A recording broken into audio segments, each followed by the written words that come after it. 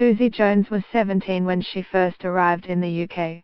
She had travelled alone, after fleeing violence in her hometown, on the border of Somalia and Ethiopia. When she was 13, her father had been killed in front of her. She hoped for a better, safer, life in the UK.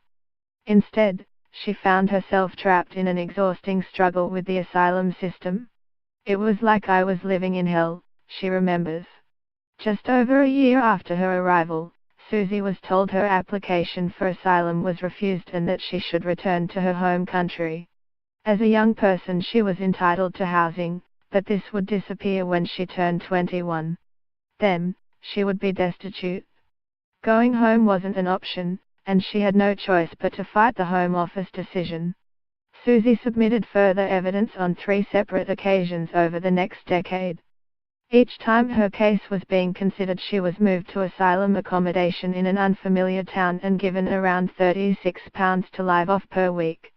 Each time her application was turned down, she would be evicted and have her financial support revoked. She was left to sleep rough countless times, in London, Leeds and Nottingham. Sometimes, because I didn't have anything to eat, I would faint in the street. It was very bad for me, she says. Often, she would spend the night walking the streets. I didn't want to sleep, maybe someone could come and rape me. I was scared, she remembers. I would just sit down and start crying. Sometimes people would say, "Why are you homeless? Where have you come from?" Some of them were drunk, they'd swear at me, they'd throw something on me, they'd say, "Why do you come in our country?" Susie was eventually put in touch with Nottingham Matthew Trust, which provides housing and support to people whose first claim for asylum has been refused. Last March, after being helped to build her application, she was given refugee leave to remain.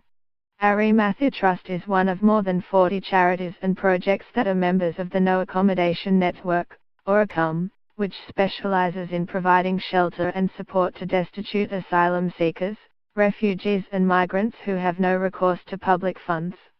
The network, one of 3 charities supported by the Guardian and Observer Appeal, helps desperate people who have no right to work, no financial support and nowhere to live.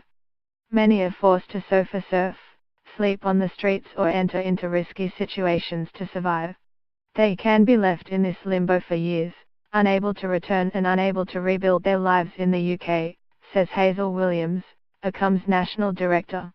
ACOM will use its share of the Guardian and Observer Appeal donations to build capacity into the network and support frontline projects via selective grants. It is not known how many destitute asylum seekers are living in the UK, but some estimates suggest there may be as many as 150,000 people, adds William.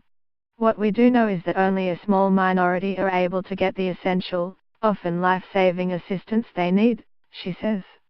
Worryingly, ACOM reports that the shelters and projects it represents were forced to turn away more than 1,000 people last year because their services were full. There simply aren't enough spaces to accommodate people.